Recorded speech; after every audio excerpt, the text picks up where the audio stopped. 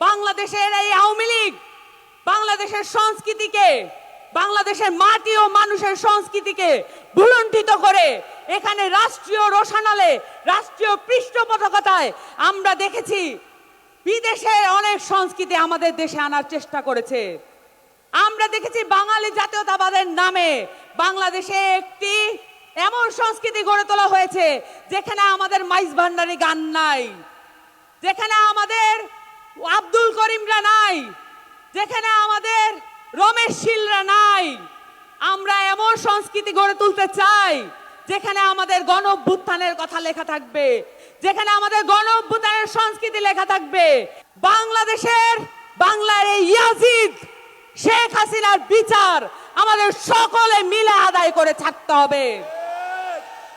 এই ইয়াজিদ শেখ হাসিনা বাংলাদেশের মাটিতে বিচারের আওতায় আসবে।